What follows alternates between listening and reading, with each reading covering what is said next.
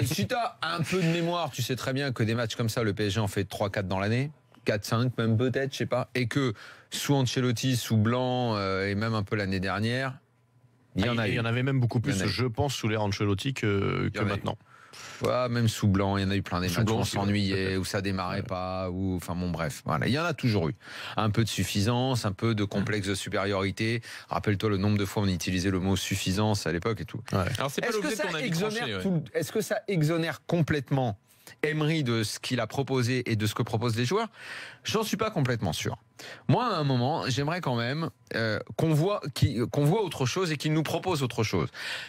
Que les mecs fassent dans la suffisance, ratent un match, pourquoi pas? On vient de dire, c'est arrivé. Ok, tu peux, face à une équipe qui t'accroche, qui est là pour uniquement faire les duels, qui joue pas au foot. Elle a le droit, c'est une petite équipe. Laisse-la faire ce qu'elle veut, tu vois. On va pas se mettre à leur reprocher à eux d'être bidons, quoi. Sur le terrain adéquat pour ça. Voilà, ça participe encore ils ont fait le match de Coupe Davis, là, tu sais, quand tu reçois sur une surface pourrie pour emmerder l'adversaire.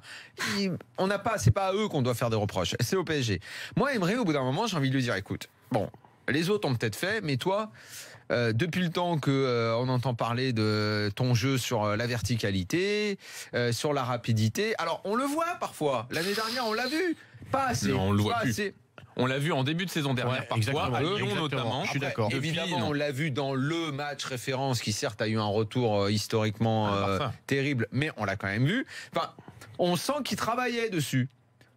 Et que là, on se demande où finalement est retombé le travail. Parce que depuis le début de la saison, moi, j'ai jamais trouvé le PSG étincelant. Mais sauf qu'en Ligue 1, tu peux pas le voir, ça, Daniel. C'est forcément contre des équipes où tu subis un peu, où tu pars vite en contre. Tu peux voir un style de jeu quand même. Tu peux voir. Enfin, moi, j'ai mon avis là-dessus. Je vais laisser finir Daniel, mais j'ai mon avis là-dessus. Moi, je pense que c'est complètement Je suis d'accord avec toi que c'est très compliqué à faire face aux équipes qui sont très basses, parce que t'as pas l'espace pour repartir. Ta verticalité, tu la trouves où? Puisque t'as même pas 2 mètres d'espace, que les mecs sont tous très bas.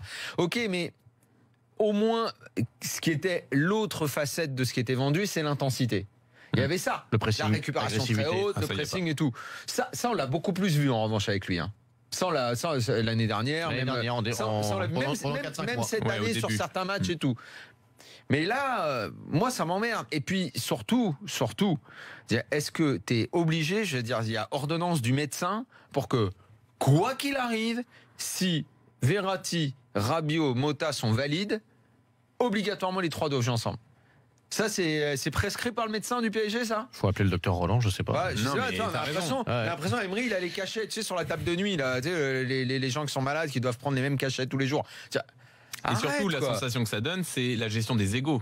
C'est-à-dire que tu as l'impression que les 3 du milieu, quand ils sont aptes, il faut les mettre. Sinon, c'est toute une affaire d'en enlever un des 3. S'ils sont aptes, tu peux être sûr à peu près que ça va être ça quand même. Elle est où la concurrence? Elle est où moi, on me dit, on va peut-être ressortir le côté Di Maria au milieu. Bon, il n'était pas là. J'attends de voir. Tu sais, le fameux mythe du Di Maria Real 2014. Ok. J'espère. Lo Celso, ceci dit, on a tous envie de le voir. Si tu veux jouer de façon avec un pressing, de façon agressive, etc., tu mets Di Maria, je suis pas sûr que ce soit le joueur qui corresponde à ce système de jeu-là. C'est le problème. Dans les 3 du milieu, ça se tente pas. Tu vois Di Maria te faire un pressing pendant 70 minutes. Il refuse. Rabiot, il refuse de jouer 6. Lui, il veut pas revenir au milieu. En fait, les mecs, ils ont tous. On va en venir à ce que je pense, moi, c'est qu'effectivement, Emery est venu avec un style de jeu qui lui était bien particulier, qu'on lui a connu en Espagne. Et qu'il a cédé face au statut et face au confort.